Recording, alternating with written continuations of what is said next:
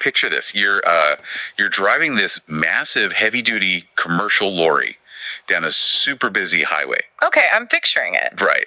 And this machine, I mean, it's got an anti-lock braking system, GPS tracking, a reinforced steel chassis. It was built by, like, top-tier automotive engineers to withstand incredible impacts. Basically a marvel of modern science. Exactly. Yeah. So why, right before you start the engine, are you pulling over to tie a lime and a chili pepper to the front grille to, quote unquote, prevent a crash? Yeah, it's quite the visual, and it's a profound contradiction, really. It's wild. We surround ourselves with the absolute pinnacle of scientific achievement, right? And then we try to operate that science using, well, basically medieval magic. Yeah, exactly. And the source material we're unpacking in today's deep dive, it doesn't just view that contradiction as some, like, harmless cultural quirk. Right. Werthinke he actually sees it as a literal disease. Which brings us to the title of the text we're digging into today. It's called Psychosomonas Hysterium Epidemic. A very striking title. Yeah, and before we even look at the contents, just that title alone it's doing a lot of heavy lifting. It sounds like a straight up medical diagnosis. Oh, that is entirely intentional on his part. Yeah. Yeah, he's matching up terms that evoke psychosomatic, meaning, physical symptoms that are caused by mental distress. Right. And hysteria. So the author is framing these everyday superstitions as this contagious pathology. A disease of the mind, basically. Yeah, exactly. He's diagnosing a society that is actively talking itself into a state of irrational panic. Wow. The core thesis here is that these pseudo-spiritual practices, reciting mantras, relying on quote-unquote black magic, they aren't just innocent coping mechanisms. So it's not just, knocking on wood. No, not at all. He argues they are the initial symptoms of a psychological epidemic that makes a populace incredibly easy to subjugate. Man, the frustration in Nemel's writing is just palpable. Yeah. You can practically hear him throwing his hands up in the air as he observes this society that willfully ignores hard reality. Oh, totally. They prefer to, bow down to stars and dead spirits instead. He calls it foolish science. Foolish science, yeah. And that lorry example with the lime and the chili, that isn't an exaggeration. He points out how completely normalized this behavior is. It's everywhere. Right. People use these items, or they check for auspicious times to start a journey. They're entirely outsourcing their physical safety to a citrus fruit or a constellation. Well, we really need to look at the psychological mechanism at play there. Because the human brain is, it's actually wired to seek out patterns. Well, like apophenia, right? Exactly, apophenia. When we face something chaotic or dangerous, like driving on a treacherous road, our brains are just desperate for a sense of control. Makes sense. So the lime and the chili, they provide an illusion of control. Right, a safety blanket. Yeah. But the author's critique is that by giving into that illusion, people are actively degrading their own critical thinking. Well, if a structural fault appears in a house and the homeowner blames an inauspicious time rather than, say, a cracked foundation, they're blinding themselves to the physical reality of the danger. But wait, I have to, push back on this trick logical stance for a second. Sure, go ahead. Isn't there an actual psychological benefit to a placebo? I mean, think about it. If tying a lime to the dumper makes a nervous driver feel less anxious, couldn't you argue that it, lowers their heart rate? Right. It increases their focus and maybe actually makes them a safer driver? Why not just let people have their comfort rituals? I mean, that is the standard defense of superstition, for sure. Yeah. But the text aggressively rejects it because of where that placebo logic ultimately leads. Where does it lead? Well, the problem with relying on a placebo for physical protection is that it requires an abdication of agency. Okay, unpacking that. When you train your brain to accept non sequiturs as facts, that, a lime stops a steel collision, you are actively dismantling your ability to assess real-world cause and effect. Oh, I see. It's like hiring a financial advisor, but instead of letting them look at your bank statements or market trends, you insist they make investments based entirely on what the clouds look like this morning. That is a perfect analogy. Yes. You are actively blinding the very system designed to protect you, simply because staring at the clouds feels less intimidating than staring at the math. Exactly. That analogy captures the exact danger the author is highlighting. Right. Because once you blind your own internal system, someone else is going to step in and take the wheel. This everyday irrationality, these supposedly harmless placebos, it creates a highly fertile ground for exploitation. So the slippery slope. It really is. If a person can be convinced that an astrological alignment caused their roof to leak, they are primed to believe almost anything. Which brings us to the industry that capitalizes on that exact vulnerability. Oh, the black magic industry. Yeah. Where there is a degraded sense of logic, there is always a profit margin. The text moves from the people hanging the chilies to the people selling the mantras, right? Yeah.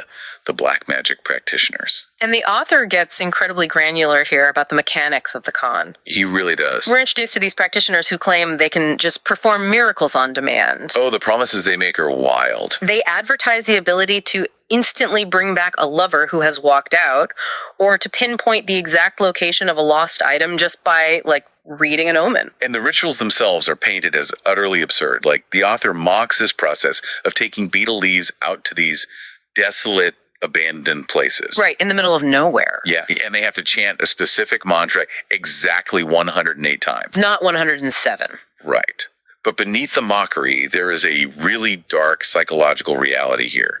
Because these practitioners, they're laser focused on people who are experiencing acute trauma. Yes, the heartbroken, the financially ruined, the terrified. They're targeting people at rock bottom. They are monetizing human desperation. Sociologists talk about a concept called the locus of control. Locus of control. Okay. When people are stable and secure, they generally have an internal locus of control, meaning they believe their own actions dictate their outcomes. I do this, this happens. Right? But in times of extreme stress or crisis, that often flips to an external locus of control.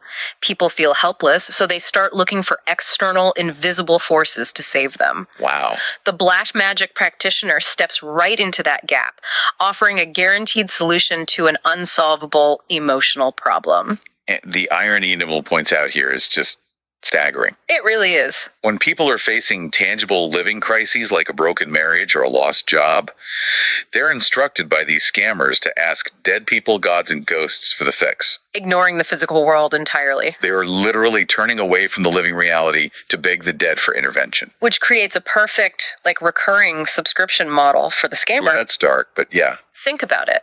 When you convince someone that their physical problem can only be solved by an invisible spirit, you have successfully made them entirely dependent on the person who claims to speak to that spirit. So the practitioner just becomes the necessary middleman. Exactly. And if the spell to bring back the runaway lover doesn't work, the practitioner never has to take the blame. Right, they just blame the ghosts. Yeah. They can simply claim the spirits were angry today, or the client must have chanted the mantra 107 times instead of 108. The house always wins. Always. The logic of the scam is airtight because it operates completely outside the realm of evidence. But the way Nimble dismantles it, it's brilliant. He's so sharp. He doesn't try to use gentle persuasion or scientific charts to prove these guys are frauds. He just uses a heavy dose of sarcasm. He essentially weaponizes their own claims against them. Sarcasm is often the only effective rhetorical tool against dogma, don't you think? Oh, absolutely.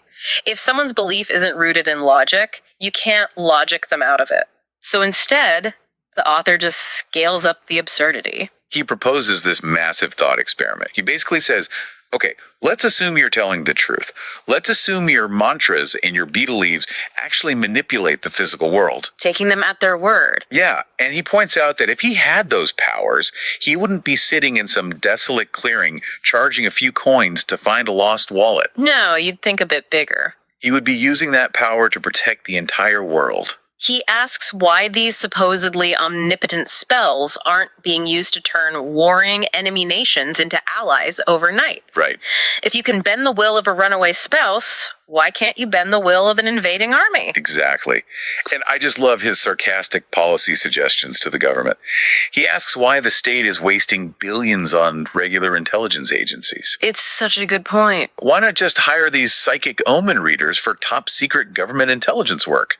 They can find a lost wedding ring. Surely they can uncover classified enemy state secrets. It's so ridiculous when you frame it like that. Or, my absolute favorite visual from the text, He suggests the military should load all these mantra chanters onto warships, send them out into the ocean, and have them instantly end global conflicts with their chanting. Just a battleship full of guys with beetle leaves. Yes! But by taking the claims of these black magic practitioners and projecting them onto a geopolitical scale, he exposes the massive cognitive dissonance required to believe in them. It strips away all that mystical aura. Completely. Using completely unassailable logic. He's saying, if your magic is real, why is its scope so conveniently small? Right. Why is your power only strong enough to trick a grieving widow out of her savings, but completely useless against a physical threat like a tank? It's the ultimate put your money where your mouth is argument. Yeah. It's like asking a self-proclaimed psychic why they haven't won the lottery yet, but applied to national defense. And the humor serves a very specific purpose here. It breaks the spell of intimidation. Oh, I see. These practitioners, they rely on fear and mystique to keep their clients compliant. By laughing at them, by picturing them on a battleship trying to chant away a missile, the author diminishes their power. He makes them small. Exactly. But the text doesn't let us stay in that humorous space for very long. Because while it's funny to imagine these guys failing on a warship, the ground level reality of their influence on a community is incredibly sinister. Yes, the tone shifts pretty drastically. The so-called defensive magic, it doesn't stay defensive, it mutates into actual malice. The poem takes a noticeably darker turn when it introduces the concepts of Huniam and Kodavina. And for those unfamiliar, what are those exactly? Well, these aren't just vague concepts of bad luck. These are specific cultural terms for malicious curses and hexes. Like black magic used defensively. Exactly. They represent intentional, targeted sorcery meant to destroy a person's health, their livelihood, or their family. And the author highlights that people are actively paying practitioners to cast these hexes on their own neighbors. Man, this is a massive escalation. It really is. We started with someone hanging chilies on their bumper just to be safe, and now we're looking at someone paying a sorcerer to maliciously destroy the family living next door. How does epidemic of foolishness make that leap into active aggression? Well, it comes back to the sociological mechanism of scapegoating. Okay, walk me through that. When a society completely abandons logic, the people in it still experience pain, loss, and failure. Right? Sure, bad things still happen. But without logic, they have no framework to understand why those bad things are happening. They need a face for their invisible problem. They need someone to blame. Exactly. If you believe your sudden financial ruin is caused by a supernatural force, it is a very short psychological leap to decide that your neighbor, maybe someone you've had a petty dispute with, is the one controlling that force. Oh, wow. So instead of saying, I lost my business because the local economy is in a recession, the narrative becomes, I lost my business because the guy next door paid someone to bury a cursed object in my yard. Precisely. It breeds a culture of absolute suffocating paranoia. That's terrifying. These lowly bindings, as he calls them, they act as a social accelerant for division. You no longer view your community as a support system. You view everyone around you as a potential supernatural threat. You're just constantly looking over your shoulder. Right. And when that paranoia takes root, the very structures of the community begin to collapse.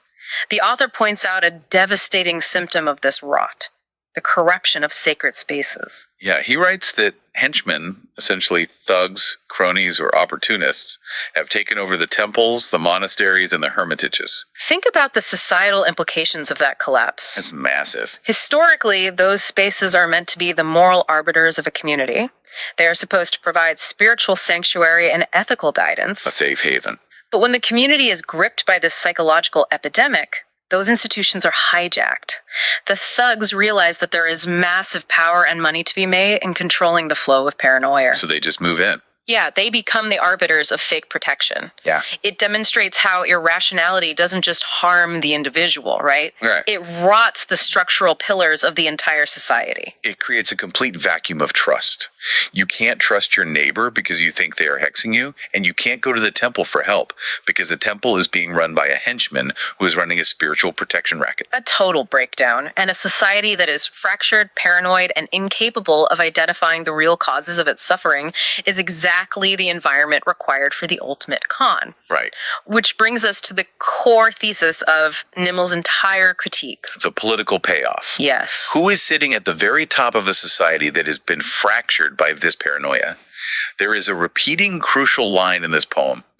Rulers take power into their own hands from that foolish crowd or foolish flock. The author drops the sarcasm here and issues a very stark warning. He's stating plainly that as long as an irrational, foolish populace exists, cunning leaders will inevitably rise to rule over them. They see an opening. Right. The black magic practitioners, the thugs, and the temples, they are just middle management. The ultimate beneficiaries of the Psychosomonas hysterium epidemic are corrupt political rulers. The text mentions keeping the foolish people in the dark so they just accept their suffering and blame it on karma. And looking at the mechanics of how power works, I mean, that feels like the massive aha moment of this entire deep dive. Oh, absolutely. Blaming karma or the stars or neighbor's hex is the ultimate get-out-of-jail-free card for a corrupt government. Let's trace that mechanism because it's so important. Let's say a major piece of public infrastructure, like a bridge collapses, causing a tragedy. Right. If the populace operates on logic, they will investigate the collapse. They'll discover that the politicians embezzled the construction funds and used substandard material. And then they riot. Well, that logical populace will demand accountability. They'll march on the Capitol and remove the corrupt leaders from power. But if that same populace is deeply infected by this epidemic, they look at the collapsed bridge and they don't see embezzled funds. Nope. They see an inauspicious astrological alignment. They believe the community has bad karma or that the river spirits were angry. And the politician who stole the money gets off completely scot-free. It's brilliant. In the darkest possible way. Truly. If the public genuinely believes their miserable economic situation, their crumbling infrastructure, or their lack of health care is actually a spiritual curse, they will never demand better policies. Why would they? They think it's out of human hands. They will never demand real-world accountability. They'll just scrape together what little money they have left to go buy more beetle leaves and chant 108 times in a clearing, hoping their next life is a little bit better. You've hit the exact nerve the author is exposing. He masterfully links grassroots superstition to macro-level tyranny. It's all connected. A leader who desires absolute, unquestioned power doesn't necessarily need a massive military to subjugate the people. They just need the Psychosomonas hysterium epidemic to run its course. Wow. Because a populace fighting with their neighbors over invisible hexes, constantly looking for magical fixes to systemic problems, has already subjugated itself. The ruler just has to quietly step in and take the reins while everyone is busy looking up at the stars. Exactly. The author's bitey tone makes so much sense in this context. He isn't being mean-spirited, he's trying to shock the system. He's trying to wake people up. He sees that this reliance on dead spirits isn't just costing people a few coins, it is costing them their agency, their community, and ultimately their freedom. It is a profound piece of sociological critique. Yeah. And I think it's vital for you listening to this to recognize that while the specific rituals Nemo describes might feel culturally specific, the limes, the chilies, the specific mantras, the underlying human vulnerability he is diagnosing is completely universal. The evolutionary desire to seek a quick, irrational fix over a hard, complex truth exists in every single society on Earth. So true. Let's recap the pipeline we just mapped out, because the trajectory is devastatingly clear. Sure. It starts with this seemingly harmless placebo, an epidemic of hanging limes on cars, which normalizes a rejection of logic. Right, step one. That creates a vulnerability which births a predatory industry of black magic practitioners feeding on the desperate. Scammers move in. Then that industry accelerates into malice, breeding paranoia, and neighbor against neighbor curses. Fracturing the community. Exactly. That paranoia rots the community institutions, handing sacred spaces over to thugs. And finally, that entirely fractured, unmoored, illogical society practically hands its own power over to cunning leaders who are thrilled to let you blame karma for the money they just stole. It's a bleak pipeline, but a real one. If we accept Weera Thunga W. Mimal's premise that a society which outsources its agency to magic becomes a society that is easily conquered, we cannot just view this text as a critique of someone else's culture. No, not at all. We have to turn the mirror on ourselves and look at the structure of our own modern lives. We have to ask what our own versions of foolish science are.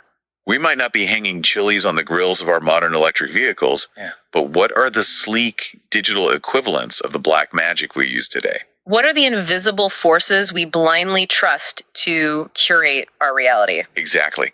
Is it the invisible proprietary algorithms that we trust to tell us what is true and what is false? Oh, that's a good one. Are we outsourcing our critical thinking to charismatic online gurus who promise a secret 10-step manifestation mantra to guarantee wealth and happiness?